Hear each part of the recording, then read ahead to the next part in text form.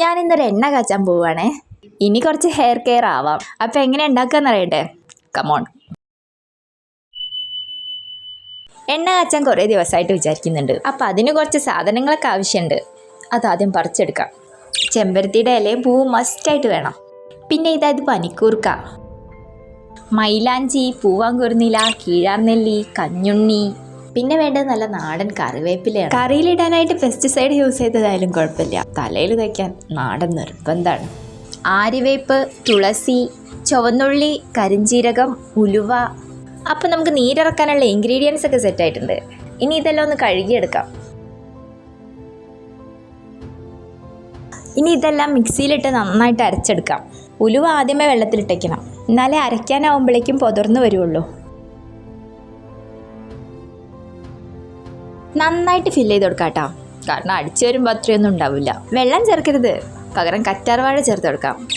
ഇത് തേച്ചാൽ മുടി വളർന്ന് പന്തലിക്കും എന്നൊന്നും ഞാൻ പറയുന്നില്ല കേട്ടാ. കുറച്ച് പ്രായമൊക്കെ കഴിഞ്ഞാൽ എല്ലാവർക്കും മുടി വളരണം എന്നൊന്നും ആഗ്രഹം ഉണ്ടാവില്ല. ഉള്ള മുടി അവിടെ തന്നെ ഉണ്ടായാൽ മതി എന്നായിരിക്കും. അതിന് വേണ്ടിയാണിത്.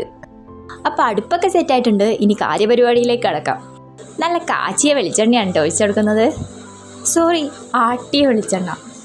വെളിച്ചെണ്ണ ചൂടായിട്ടുണ്ട്. അപ്പോൾ നമ്മുടെ അരച്ച് വെച്ച ഇലകളൊക്കെ ചേർത്ത് കൊടുക്കാം. പതുക്കെ വെച്ച് കൊടുത്താൽ മതി. നല്ല ചൂടായ വെളിച്ചെണ്ണയാണ്. അപ്പോൾ ഞാനിതാ മുഴുവൻ ഇട്ട് കൊടുത്തിട്ടുണ്ട്. ഇനി നിർത്താതെ ഇളക്കി കൊടുക്കണം. തീയൊക്കെ കുറച്ച് വയ്ക്കണം, അല്ലെങ്കിൽ പെട്ടെന്ന് അടി പിടിക്കും.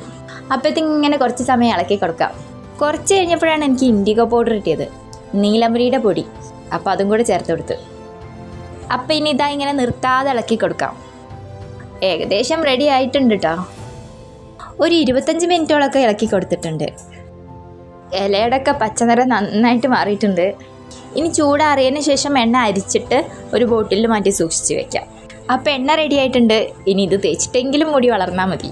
അപ്പോൾ എല്ലാവർക്കും വീഡിയോ ഇഷ്ടപ്പെട്ടെങ്കിൽ ലൈക്ക് ചെയ്യണേ, സബ്സ്ക്രൈബും കൂടെ ചെയ്യണേ.